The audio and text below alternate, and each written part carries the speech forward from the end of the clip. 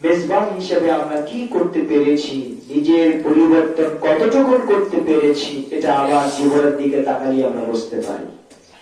সম্মানিত হাদির, আমার দিনী ভাইরা, গোটা মাস ব্যাপী আমরা মাহে রমাদানের মর্যাদা, গুরুত্ব, তাৎপর্য, এ মাসের করণীয়, এ মাসের অপরিসীম প্রয়োজনীয়তা কি, এটা নিয়ে ওলামা কেরামগণ ব্যাপক বিস্তৃত আলোচনা করেছে।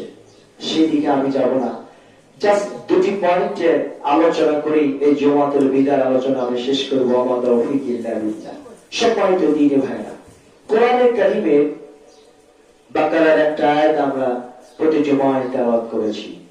আল্লাহ পাক বলেছেন, ইয়া আইয়ুহাল্লাযীনা আমানু কুতিবা আলাইকুমুস সিয়ামু কামা কুতিবা আলাল্লাযীনা মিন ক্বাবলিকুম লাআল্লাকুম তাত্তাকুন। আলোচ্য বিষয় একটা, শেষাংশে লাআল্লাকুম তাত্তাকুন। আল্লাহ পাক এই রমজানটাকে দেওয়ার একমাত্র লক্ষ্য হলো কোরআন নাযিল করেছেন প্রথমত, দ্বিতীয়ত এই কোরআনটা নাযিল করেছেন কার উপরে? সর্বাকুমের কার উপরে? রাসূলের উপরে। এই একটা সহজ কথা। রাসূলের উপর নাযিল হওয়া মানেই হলো উম্মতের উপরে, ঠিক কিনা?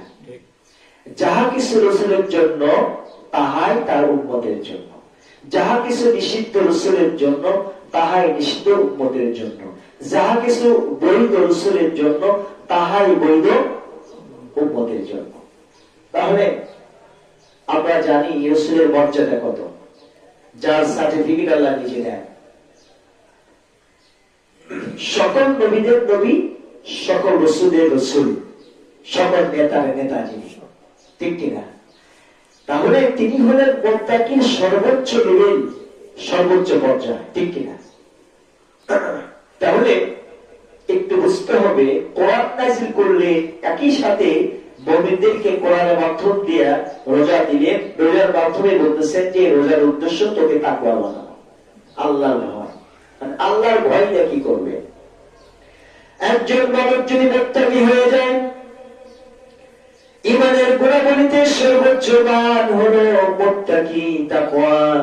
তাকওয়া যদি অর্জন করে তাহলে আল্লাহ পাক আপনাকে দিয়ে কি করবে? এটাই হলো মূল কথা। নবীজির প্রতি কোরআন নাযিল হয়েছে, এই মুত্তাকি বান্দার দায়িত্ব কর্তব্য কি হতে পারে? রাসূলের আদর্শের দিকে তাকাতে হবে। তাহলে বুঝতে পারবো রোজার মাসে কেন কোরআন নাযিল হয়েছে, আর মুত্তাকিদের দায়িত্ব কর্তব্য, আমি আপনি উম্মত হিসেবে দায়িত্ব কর্তব্য কতটুকু, সেই